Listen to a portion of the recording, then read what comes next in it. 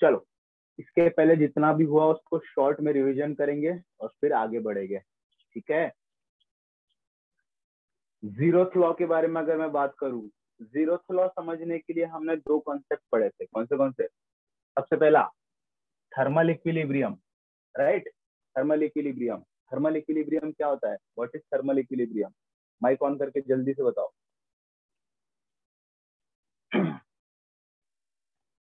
Audible हूँ क्या मैं? Am audible? हाँ सर। यस। हाँ चलो, थर्मल इक्विलिब्रियम जल्दी बताओ। Two bodies contact different temperature. हाँ देन थर्मल इक्विलिब्रियम तो बताओ।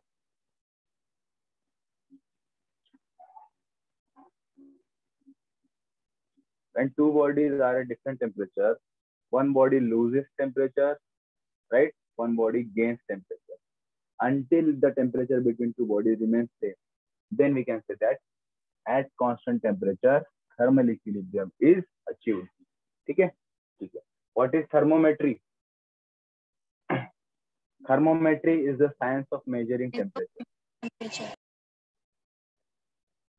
ठीक है, टेम्परेचर मेजरमेंट का।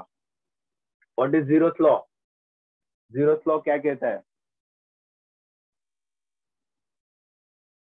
जीरोथ लॉ देखो सिंपल, तीन बॉडीज रखना है हमको।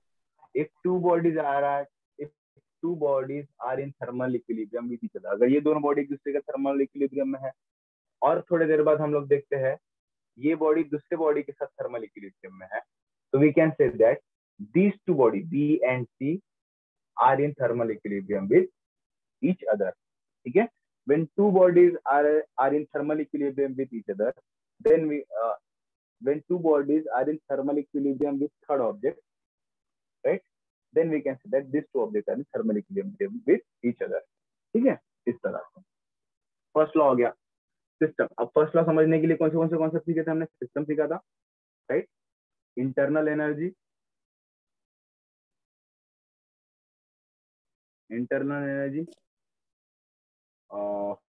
हीट सीखे थे हमने, हीट क्या होता है, राइट। हीट, इंटरनल एनर्जी और वर्क क्या होता है वो सीखे थे हमने, राइट। अब types of system, there are 3 types of system. जल्दी जल्दी बताओ, what are the types of system? What are the types of system? Open system, closed system, isolated system.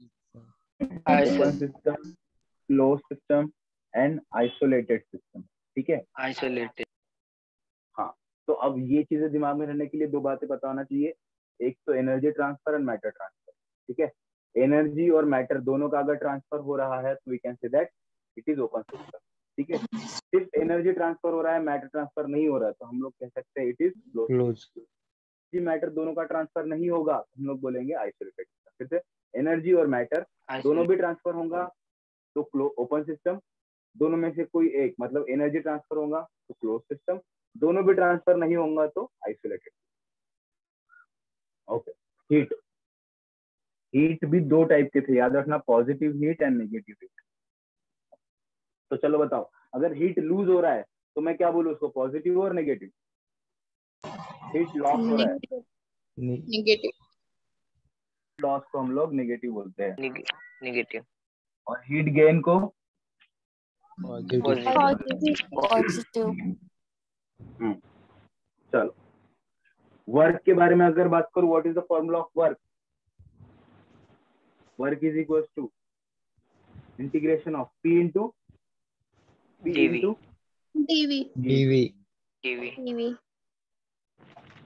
ठीक है, अच्छा अगर इंटरनल एनर्जी की बात करूं, इंटरनल एनर्जी क्या होता है? इंटरनल एनर्जी क्या होता है, कौन बता सकता है? Internal energy, what is internal energy? It is the randomness motion of molecule. हाँ, इंटरनल एनर्जी कुछ नहीं है, मॉलिक्यूल्स अगर रैंडम डिसऑर्डर्ड मोशन परफॉर्म कर रहा है तो उनके दौरान उनके साथ जो एनर्जी एसोसिएट करेंगी वो इंटरनल एनर्जी में आ जाएगी। तो कौन सी एनर्जी एसोसिएट करती है? मोशन कर रही है, इसका मतलब काइनेटिक एनर्जी, और आजू बाजू में बहुत सारे मॉलिक्यूल्स होने की वजह से वहां पे होती है potential energy, potential kinetic energy, potential energy. And potential energy. ठीक है, तो टोटल एनर्जी बोल सकता हूँ मैं, kinetic energy plus potential energy क्या होती है टोटल एनर्जी, और हमारी टोटल एनर्जी क्या हो जाएंगी इंटरनल एनर्जी। ठीक है, इंटरनल एनर्जी किस पर डिपेंड करती है, टेम्परेचर पर। टेम्परेचर बढ़ाने से मोशन बढ़ता है, मोशन बढ़ने से एनर्जीज बढ़ती है। ठीक है, ये टेम्परेचर पर डिपेंड करती है। इंटरनल एनर्जी का फॉर्मूला क्या होता है, change in internal energy M या फिर N CV delta T, N CV delta T, ये होती है इंटरनल एनर्जी। ये फॉर्मूला आपको याद रखना है। ठीक है, अगर मैं कहता हूँ आपको, अगर मुझको इंटरनल एनर्जी चेंज करना है तो there are two ways to change the internal energy. कौन से वेज है बताओ, कौन से ऐसे दो तरीके हैं जिससे मैं इंटरनल एनर्जी को चेंज कर सकता हूँ। By using heat and by using work. Heat and work. ठीक By है, using heat and by using okay, हमने अलग अलग तरीके से हीट और वर्क को देखा था। ठीक है, जब हम लोग हीट कंसिडर करते थे ना तो वर्क को कंसिडर नहीं करना है। ठीक है, वर्क को कंसिडर नहीं करना है। जब जब हम लोग वर्क को कंसिडर करेंगे तो हीट को कंसिडर नहीं करना है। इसका मतलब क्या है, सिस्टम, ये देखो, ये हमारा पिस्टन सिलेंडर अरेंजमेंट है और हम लोग इसी सिस्टम को थर्मोडायनामिक्स में स्टडी करते हैं। ठीक है, सिस्टम तो कुछ भी हो सकता है, आपको पता है ना सिस्टम और सराउंडिंग किस तरह से हम लोग पहचानते हैं ना, आपको पता है सिस्टम और सराउंडिंग किस तरह से हम लोग ऑब्जर्व करते हैं। तो सिस्टम तो कुछ भी हो सकता है, लेकिन हमारे केस में ये वाला सिस्टम होने वाला है। ओके, इंटरनल एनर्जी, तो इंटरनल एनर्जी चेंज करने का मतलब क्या है, अगर मैं हीट ऐड करता हूँ और वर्क नहीं हो रहा है, वर्क नहीं होने वाला है और हीट ऐड करता हूँ, तो मेरी इंटरनल एनर्जी भी क्या होगी, इंक्रीज होंगी। क्यों, मैं हीट ऐड करने से क्या होता है, टेम्परेचर इंक्रीज होता है, टेम्परेचर इंक्रीज होने से इंटरनल एनर्जी।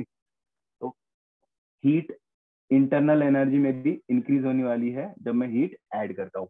अगर मैं हीट रिमूव कर दूं तो इंटरनल एनर्जी भी डिक्रीज हो जाएगी, क्योंकि वो टेम्परेचर पर डिपेंड करती है।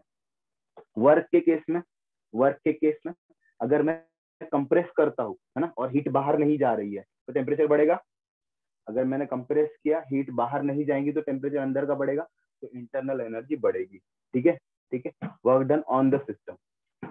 ठीक है, work done by the system अगर होता है, बाहर आ रहा है, कंप्रेस हो रहा है, तो वो उसके अंदर जितनी इंटरनल एनर्जी है वो खुद खर्च कर कर वर्क करता है। तो मैं कह सकता हूँ कि इंटरनल एनर्जी डिक्रीज होगी माइनस वो केस में। ठीक है, मैंने दो अलग अलग केस समझाया है और वो दो केस नहीं लिखे, तो जो केस लिखे वहां पर ध्यान दो। ठीक है, ये बात पर फिर हमने क्या किया, इन दोनों कंडीशन पे हमको पता चला रहे, ये तो हीट पे भी डिपेंड करती है, वर्क पे भी डिपेंड करती है, कि हम दोनों को अगर मर्ज कर दे एक, यहाँ पे हमने क्या किया था, यहाँ इसको कंसिडर नहीं किया था, यहाँ इसको कंसिडर नहीं किया था, दोनों को अगर कंसिडर करके करे तो हमको फर्स्ट लॉ मिल जाता है।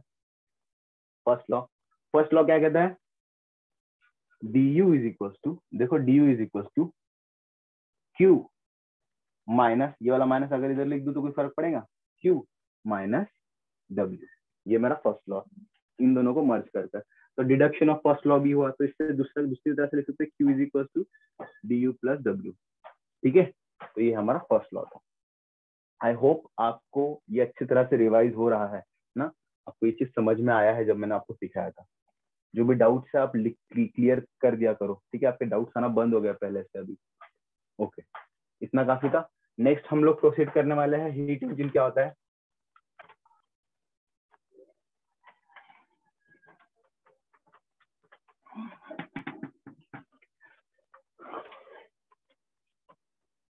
हीट इंजन समझना था हमको, हीट इंजन समझना था।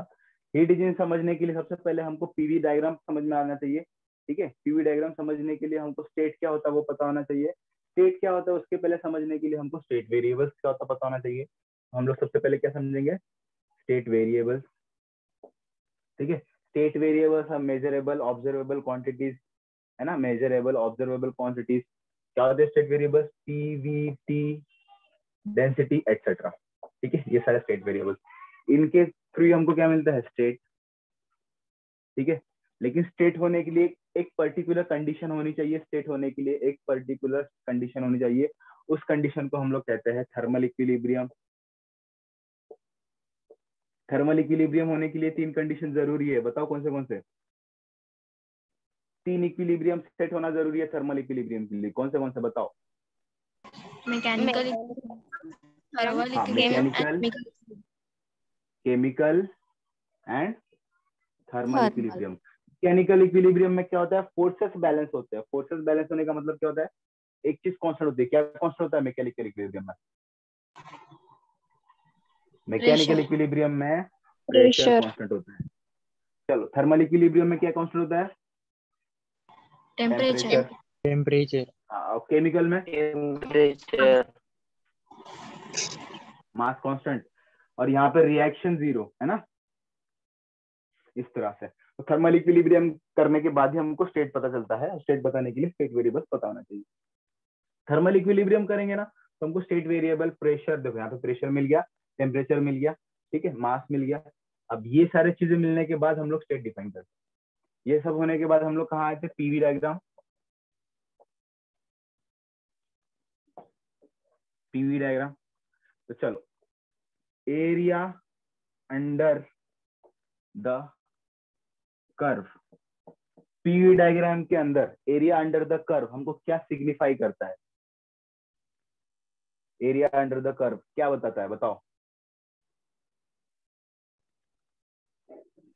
वर्क डन, वर्क डन, है ना। किस तरह से आपको मैंने याद करने बोला था, कोई भी ग्राफ रहेगा, वाई एक्सिस और एक्स एक्सिस दोनों को मल्टीप्लाई करेंगे तो हमको एरिया मिलता है, एरिया अंडर द कर्व। ठीक है, यहाँ पर क्या है, पी और वी, पी इंटू वी क्या देता है हमको, वर्क। तो area under the PV diagram क्या मिलेगा हमको, पीवी कर्व क्या मिलेगा, वर्क डन। ठीक है, हमने अलग अलग तरह के वर्क डन देखे थे। अगर वॉल्यूम इंक्रीज हो रहा है तो वर्क डन भी इंक्रीज होगा, वॉल्यूम डिक्रीज हो रहा है तो वर्क डन भी डिक्रीज होगा, है ना।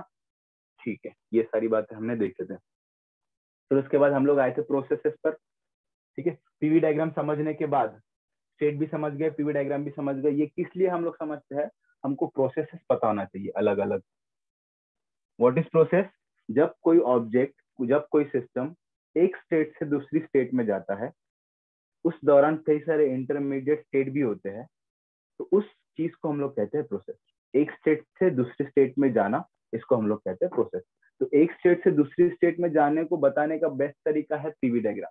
पीवी डायग्राम से देखते ही हमको एक कर्व बन जाता है, अरे हाँ, इस कर्व के थ्रू वो जा रहा है, मतलब ये प्रोसेस इस तरह से हो रही है। ठीक है, तो डिफरेंट टाइप्स ऑफ प्रोसेस हम लोग पढ़ सकते हैं पीवी डायग्राम, इसलिए हमने सबसे पहले पीवी डायग्राम पढ़ा। अब हम लोग प्रोसेसेस में आ चुके हैं। प्रोसेसेस में अलग अलग तरह के प्रोसेस है। सबसे पहला था irreversible process and reversible process. तो चलो बताओ, रिवर्सिबल प्रोसेस क्या होती है? What is reversible? सॉरी, जो काफी जगह पे आता है, returning to initial state, जो अपने फर्स्ट विच स्टेट पे रिटर्न, वापस आती है। Very good, first test. हाँ, via same path, via return to same path, initial state, why same? Same path. मतलब जिस तरह से एनर्जी खर्च हुई है, ठीक है, समझो जिस तरह से जो दूसरे स्टेट में गया है, उसी तरह से वापस आना चाहिए। जो एनर्जी खर्च हुई है उसको वापस यूज करके आना चाहिए। ठीक है, सेम स्टेट पर तो आ सकता है, अगर मैं एक्सटर्नल वर्क लगाऊं तो वापस वो स्टेट सेम स्टेट पे आ जाएगा, लेकिन वह सेम पाथ आना चाहिए। उसको कहते हैं हम लोग रिवर्सिबल प्रोसेस। रिवर्सिबल प्रोसेस एक आइडियल प्रोसेस है ना, आइडियल प्रोसेस है। इरिवर्सिबल प्रोसेस जनरली, इरिवर्सिबल जो प्रोसेस होती है हमारी, वो जनरल रियल प्रोसेस होती है। सारे हमारे प्रोसेस हम लोग देखते हैं इरिवर्सिबल प्रोसेस। इरिवर्सिबल प्रोसेस मतलब जो रिवर्स नहीं होती। अब वो क्यों होती है? क्योंकि फ्रिक्शन और विस्कोसिटी नेचर में एग्जिस्ट करता है, और फ्रिक्शन और विस्कोसिटी को हम लोग कंट्रोल नहीं कर सकते। ठीक है, इसलिए प्रोसेस इरिवर्सिबल होती है। ओके, ये तो है reversible irreversible. Cause of irreversibility बता दिया आपको, एक नॉन इक्विलिब्रियम में रहता है, विस्कोसिटी ऑन और विस्कोसिटी और फ्रिक्शन, तीन चीजें दिमाग में रहना चाहिए। ठीक है, अब हमको प्रोसेस, हाँ, अब हमको प्रोसेस करने के लिए जो हमारा प्रोसेस करने के लिए जो हमारी प्रोसेसेस है, उसके लिए कुछ हमने थर्मोडायनामिक कंसिडरेशंस लिए थे, है ना। तो क्या आप थर्मोडायनामिक कंसिडरेशंस क्या क्या लिए थे, आप बता सकते हो? सबसे पहले तो मुझको बताओ, हमको सिस्टम में कंसिडर करना है। सिस्टम, तो किस तरह का सिस्टम हमने कंसिडर करना चाहिए? कोई तो भी अरेंजमेंट था, याद करो। Piston cylinder arrangement, Piston arrangement, cylinder arrangement, और सिलेंडर जो था, पिस्टन जो था, वो किस तरह का था? पिस्टन किस तरह का था? Movable piston. Frictionless, movable frictionless था। Frictionless, why frictionless? क्योंकि हमको अभी हमको अभी रिवर्सिबल प्रोसेस बनाना चाहते हैं हम लोग, है ना, इरिवर्सिबल नहीं। इसे जो फ्रिक्शन होता है उसको निगलेक्ट कर दो, फ्रिक्शन, ठीक है। इस तरह का हमने सिस्टम दिया था। और क्या कंसिडरेशन किए थे हमने? हाँ, उसने एक इक्वेशन फॉलो करना चाहिए, एक इक्वेशन को ओबे करना चाहिए उसके अंदर के सिस्टम में। वो इक्वेशन कौन सा था? Ideal gas equation. Ideal gas equation. Ideal gas दो हो गए। इक्वेशन। हाँ, अब हमको क्या है, सिस्टम की स्टडी करना है, कंटिन्यूस ग्राफ आना चाहिए। सिस्टम की स्टडी करना है, कंटिन्यूस ग्राफ आना चाहिए। कंटिन्यूस ग्राफ आने के लिए एक कंडीशन इक्विलिब्रियम की जरूरी होती है। कौन सी कंडीशन कहते हैं उसको? Thermodynamic equilibrium, right? Thermodynamic equilibrium. तो थर्मोडायनेमिक इक्विलिब्रियम में होना चाहिए हर चीज। अच्छा, और प्रोसेस सारी जो होती है ना, वो रिवर्सिबल होनी चाहिए। रिवर्सिबल का मतलब क्या है? समझो मेरा इस तरह का जा रहा है, समझो ये है मेरा स्टेट नंबर 1, ये है स्टेट नंबर 2। यहाँ पर अगर मेरी प्रोसेस है, ठीक है, तो इस दौरान जितनी भी हीट समझो रिलीज हुई है, उतनी हीट अगर हम देते हैं तो वापस इस प्रोसेस से वो आ जाना चाहिए। तो मेरी प्रोसेस समझो कैसी भी रही, समझो इस तरह की प्रोसेस रही, 1 2 1 2 3 एंड 1, तो 1 to 2 जा रहा है, राइट? 1 to 2 जा रहा है। यहाँ पर अगर मैं वही चीज वापस देता हूँ तो वापस यहाँ से यहाँ जा सकता है, यहाँ से यहाँ जा रहा है तो वापस वो यहाँ से यहाँ जाएगा। इस तरह का रिवर्सिबल प्रोसेस हमारी प्रोसेस सारी होनी चाहिए। तो हमारे सारे कंसिडरेशन भी खत्म हो गए। अब हम लोग बढ़ते हैं आगे के प्रोसेस। क्या आप रिकॉल कर सकते हो कि मैंने टाइप्स ऑफ प्रोसेस लिखा था, कौन से प्रोसेसेस थे? सबसे पहले तो रिवर्सिबल और इरिवर्सिबल थे, राइट? उसके बाद कौन से प्रोसेसेस थे बताओ? आइसोथर्मल आइसो वाले, process, isothermal, adiabatic, isobaric, isochoric, adiabatic, adiabatic और cyclic, Cycle cyclic, expand, cyclic और ट्रांजिशन प्रोसेस। हाँ, तो 1 by 1 हम लोग ये वाले प्रोसेस को कंसीडर करने वाले हैं। सबसे पहले आज हमारा टारगेट है एटलीस्ट आइसोबारिक और आइसोकोरिक हमको समझ में आना चाहिए। वक्त कितना बचा है जरा मैं देख लूं। हाँ, काफी टाइम है। तो हम लोग मिनिमम 2 प्रोसेस आज देखने वाले हैं, आइसोबारिक और आइसोकोरिक, राइट? चलो आ जाओ। सबसे पहले हेडिंग डालो अभी आप, ठीक है? अभी हम लोग प्रोसेस में है, आइसोथर्मल भी देखेंगे। हाँ, आइसोथर्मल नहीं बताया क्या, आइसोथर्मल भी देखेंगे। सबसे पहले हम आज आइसोकोरिक और आइसोबारिक, कल देखेंगे आइसोथर्मल, एडियाबैटिक और बाकी के रेस्ट लेक्चर में।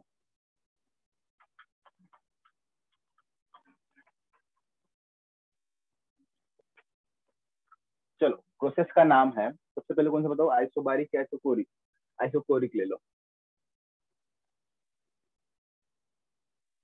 Isochoric process.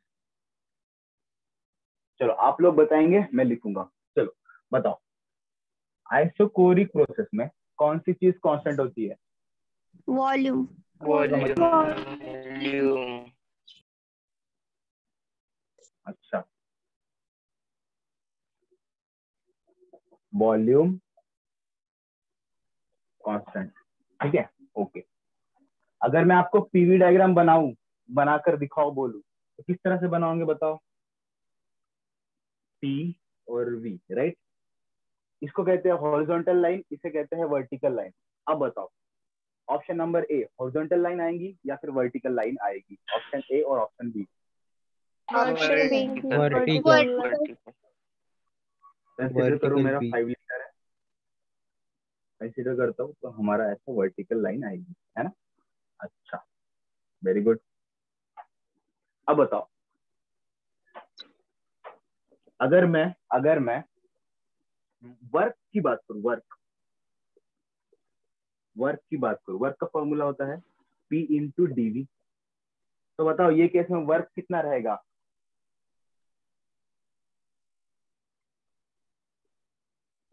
0 y 0 volume Zero. v2 is volume equals to constant, v1, v2 is equals to v1, therefore work is equals to p into v minus p, right? और मेरा work हो गया 0। बहुत अच्छे, 2 point 3 point तो आपने खुद ने ही बता दिए। ठीक है, ये प्रोसेस में ना हम लोग, हमारा इंटेंशन क्या है? वर्क फाइंड करना, हीट फाइंड करना, क्यू फाइंड करना, एंड इंटरनल एनर्जी, इस प्रोसेस पे इंटरनल एनर्जी कितनी होती है वो फाइंड करना। ठीक है, अब हमने वर्क तो फाइंड कर लिया, अब हम लोग देखते हैं हीट और इंटरनल एनर्जी कैसे फाइंड करें। और हीट और इंटरनल एनर्जी फाइंड करने के लिए हम लोग क्या करते हैं, फर्स्ट लॉ का सहारा लेते हैं। अब हम लोग 1 2 3 4 पॉइंट हम लोग लेंगे। फर्स्ट लॉ क्या होता है? First law is D Q is equal to, क्या होता है? D Q is equal to something plus something, क्या होता है बताओ? Plus DW। DW equals to DW DW. plus DW du plus dw, है ना। मैं जितनी हीट दे रहा हूँ वो इंटरनल एनर्जी में कन्वर्ट हो रही है, और इंटरनल एनर्जी एक बार हो गई, इंटरनल एनर्जी बढ़ गई, उसके बाद सैचुरेशन पीरियड आ गया, बहुत ज्यादा इंटरनल एनर्जी होगी, इंटरनल एनर्जी फिलहाल कांस्टेंट है, एक्स्ट्रा इंटरनल एनर्जी यूज हो रही है वर्क परफॉर्म करने के लिए। इस तरह से लोग फर्स्ट लॉ थर्मोडायनामिक्स लिख सकते हैं। अब इसके अंदर वर्क डन क्या है? 0, तो इसलिए मैं कह सकता हूँ D Q is equal to D U, dq is equals to du, right? What is du? Is internal energy. Energy अच्छे से लिखेंगे तो हम लोग चेंज इन इंटरनल एनर्जी लिख सकते हैं। ये है हीट इन प्रोसेस में जितनी हीट लगी है वो, राइट? अच्छा, हमको पता है du क्या होता है। What is du? n cv dt, या फिर इधर आ जाओ, हीट का फॉर्मूला है हमारे पास। हीट क्या होती है? Q is equals to nc dt, right? nc dt. Here volume constant है, इसलिए C बन जाएगा CV, राइट? C बन जाएगा CV। Therefore Q क्या हो गया? dq is equals to ncv dt. Q is equals to ncv dt हो गया, तो we know that dq is equals to du. Therefore du is equals to ncv dt. du is equals to ncv dt. तो हमको क्या, देखो क्या क्या मिल गया। हमको मिल गया वर्क जो कि 0 है, राइट? जो कि 0 है। हीट क्या है? Heat is equal to du, right? Heat क्या होता है? ncv dt, याद है हमको। और similarly dq is equal to du रहा तो क्या रहेगा? वो भी ncv dt हो जाएगा। तो एक ही फॉर्मूला तो याद करना है, ncv dt, ncv dt। आप ये सारी प्रोसेस लिख पाओ, बस इतना लिख लिया काफी है, इतना लिख लिया काफी है। सारे पॉइंट्स को समराइज कर लो एक जगह पर। समराइज किस तरह से करेंगे? वॉल्यूम रहेगा कांस्टेंट, वर्क रहेगा 0, dq रहेगा du रहेगा dq, और dq is equal to du is equal to ncv dt रहेगा। This is what we called isochoric process. छापो इसका, और आपको मैं डायग्राम बनाऊं जगह जगह जगह। यहाँ पे देखो, यहाँ पे सिस्टम हमारा किस तरह का है। सिस्टम जो है पिस्टन सिलेंडर अरेंजमेंट हम लोगों ने किया है आइसोकोरिक, मतलब volume constant, right? Volume constant. तो यहाँ जो वॉल्यूम रहेगा वो चेंज नहीं होने वाला, ठीक है? तो इसको हम लोग फिक्स कर देंगे, ठीक है? फिक्स कर देंगे, ठीक है? तो यहाँ से जितनी भी हीट आ रही है, जितनी भी हीट आएंगी वो यूज करेंगी इंटरनल एनर्जी को बढ़ाने में, वर्क नहीं होने वाला। इस तरह का सिस्टम है। चलो बना लो। आइसोकोरिक प्रोसेस खत्म कर दिया हमने।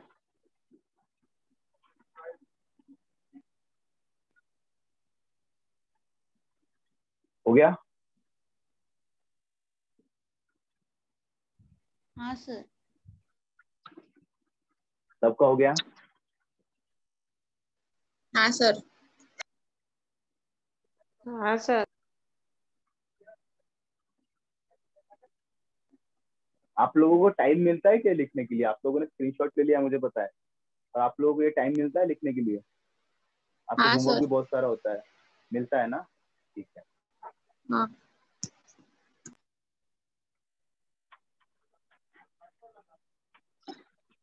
5 सब्जेक्ट का 5 अलग होमवर्क, 5 सब्जेक्ट के 5 अलग नोट्स, और उसके बाद सेल्फ स्टडी भी करना होता है। तो आप देखो, टाइम मैनेज करो अपने हिसाब से अच्छे से, यही टाइम है। सेल्फ स्टडी भी होना चाहिए, होमवर्क भी होना चाहिए, नोट्स भी बनकर रेडी रहना चाहिए। नोट्स सबसे ज्यादा इंपॉर्टेंट है। अगर नोट्स रहेंगे तो आप रिवीजन करने में आपको बहुत हेल्प होगी। शॉर्ट नोट्स बना रहे हो आप लोग, शॉर्ट नोट्स बनाते जाओ, ठीक है। जैसे मैं बुलेट लेक्चर बताता हूँ उसी तरह के आप लोग शॉर्ट नोट्स बनाओ, और मेरे बुलेट लेक्चर से ज्यादा प्रोमिनेंट आपके शॉर्ट नोट्स होना चाहिए, ताकि मतलब आपका ये चैप्टर जब खत्म हो जाएगा तो 2 पेज में वो शॉर्ट नोट्स कंप्लीट होना चाहिए। 2 पेज, मैक्सिमम 2 पेज, है ना। कोशिश करना मिनिमम से मिनिमम लिखने का। चलो ठीक है। अब 2 पेज लिख रहे हैं, इसका मतलब ये नहीं कि एकदम बारीक बारीक छोटा छोटा बनाए, नहीं। नॉर्मल हैंडराइटिंग में 2 पेज बनना चाहिए। सिर्फ इंपॉर्टेंट चीजें आना चाहिए शॉर्ट नोट्स में। चलो हम लोग बात करते हैं आइसो फोरिक हो गया ना, आइसो बारीक बात करेंगे अभी हम लोग।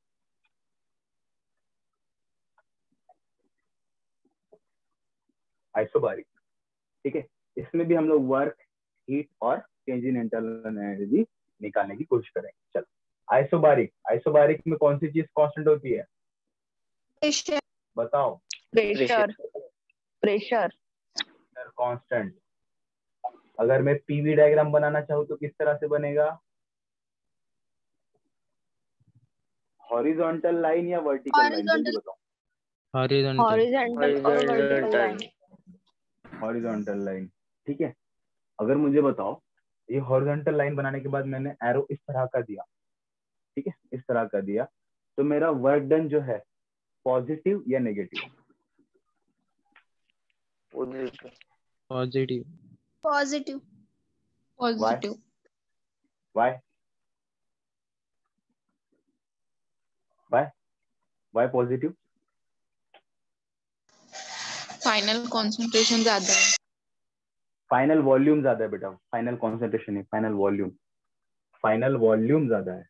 VF is greater than VI। Expand हो रहा है, देखो एक्सपांड हो रहा है ये, VI है ना। तो हाँ VF से ज्यादा है, ठीक है। तो ये एक्सपांड हो रहा है, इसलिए अगर मैं इस तरह से बनाऊं तो negative. Work done positive negative, ठीक है। इस तरह से डिपेंड करता है। तो मैं अभी एरो नहीं देता हूँ, मैं सिर्फ नॉर्मल एक लाइन बनाकर रखता हूँ। इसका मतलब ये प्रोसेस में वर्क डन 0 नहीं रहेगा, इसमें कुछ ना कुछ वर्क डन होने वाला है, ठीक है। क्या वर्क डन होता है, देखो नेक्स्ट स्टेप है हमारा हीट वर्क डन। ट्रांसफर होती है। हाँ सब होता है, हीट ट्रांसफर भी होती है, वर्क डन भी होती है, इंटरनल एनर्जी भी रहेगी इसके अंदर। देखो अभी इस तरह से वर्क डन का फॉर्मूला हमको पता है, P into DV, right. Constant pressure रहता है, देखो क्या होता है, T delta work V। Done DW, हाँ DW is equal to integration P into DV, right. जो P कांस्टेंट होने की वजह से P आ जाता है इंटीग्रेशन के बाहर, ये होता है DV, राइट। ये भी इंटीग्रेशन DW है। ये मेरा बन गया W is equal to P into, यहाँ पे होता है इनिशियल वॉल्यूम, यहाँ पे हो गया फाइनल वॉल्यूम। इंटीग्रेशन आपको पता नहीं है शायद मेरे ख्याल से, पर समझ लो इस तरह से कुछ तो भी इंटीग्रेशन लिखते हैं, DW is equal to P into, तो सब्स्टिट्यूट किया जाता है, ये हो गया BF माइनस, ठीक है। फिर क्या हो गया हमारा, P इंटू डेल्टा V, इस तरह से भी लिख सकते हैं, मतलब चेंज इन वॉल्यूम, राइट। तो हमारा वर्क डन क्या हो गया, P इंटू DV, ये हमारा फॉर्मूला हो गया, ठीक है। अच्छा, और इसको मैं टेम्परेचर के फॉर्म में लिखना चाहता हूँ, तो टेम्परेचर के फॉर्म में देखो कैसे लिखते हैं, PV is equal to NRT, right. तो मैं इसको थोड़ा सा और अच्छे से लिखता हूँ, देखो वर्क क्या हो गया, P into final volume minus P into initial volume. PV is equal to क्या होता है, NRTS माइनस NRTI, ठीक है। तो NR कांस्टेंट होने की वजह से बाहर लेके आता हूँ, that will be W is equal to NRTF minus TI, ये भी एक इक्वेशन है, TF माइनस TI NR, या फिर NRDT भी लिख सकता हूँ मैं, है ना। PV is equal to NRT, PDV is equal to NRDT, okay. हमारा थर्ड स्टेप हो गया। आ जाओ, अब हमको क्या फाइंड करना है? अब हमको फाइंड करना है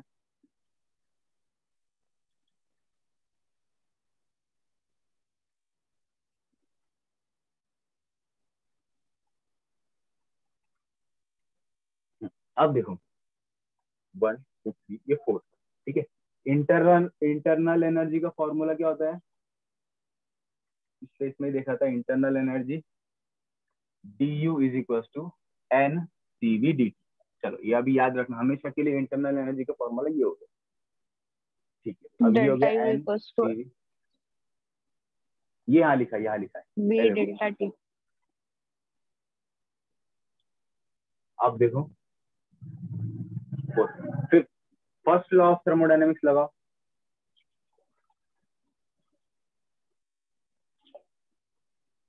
लगाओ फर्स्ट लॉ ऑफ थर्मोडायनेमिक्स। क्या होता है first law of thermodynamics? dq is equal to du plus du dw dw, है ना। सब्स्टिट्यूट करो, dq कैसे निकलेगा बताओ? n cv dt प्लस, इसको हम लोग ऐसे लिखेंगे और n r dt, ठीक है। तो ये हो गया n r डब्लू dt, ठीक है। देखो n कॉमन ले लो, dt कॉमन ले लो, n इंटू dt, ये क्या हो गया? cv plus r, right. cv plus r, हमको पता है cp minus cv is equal to r, therefore cp is equal to r plus cv, है ना। r plus cv, therefore dq क्या हो गया मेरा? dq will be n dt into cp। यहाँ पे मैं लिखूंगा dq is equal to n cp dt, ये हमको dq भी मिल गया, है ना, इस तरह से, ठीक है। समझ में आ रहा है? तो 1 2 3 4, सबसे पहले हमको हाँ सर। प्रेशर कांस्टेंट है ये बताना है। सबसे पहले प्रेशर कांस्टेंट है ये बताना है, उसके बाद पीवी डायग्राम आप निकाल सकते हो। पीवी के बाद यार नॉर्मल फॉर्मूला है ये निकाल सकते हो। वर्क डन को एनआरडीटी बना दो, सिंपल। इंटरनल एनर्जी हमको ये होता है पता है। उसके बाद फर्स्ट लॉ लगाकर डीक्यू निकाल लो, सिंपल, है ना। सिस्टम किस तरह से, ये कोई पूछता तो नहीं है पर हम लोग बना देंगे। सिस्टम किस तरह से होता है? Piston cylinder arrangement, piston cylinder arrangement होता है, ठीक है।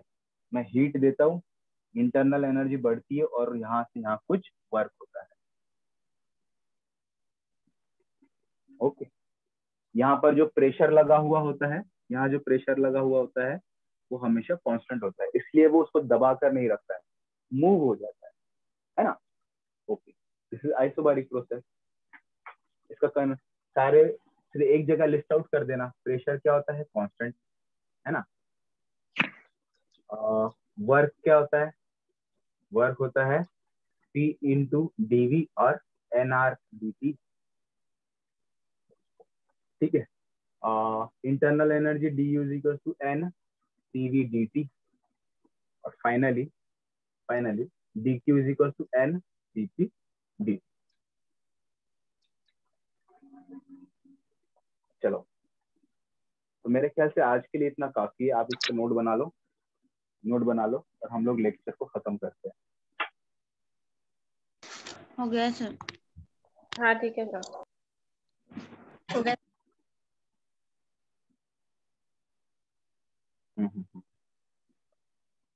तो यू कैन लेफ्ट नाउ, आप लोग जा सकते हो। जिसका हो गया वो लेफ्ट कर दो।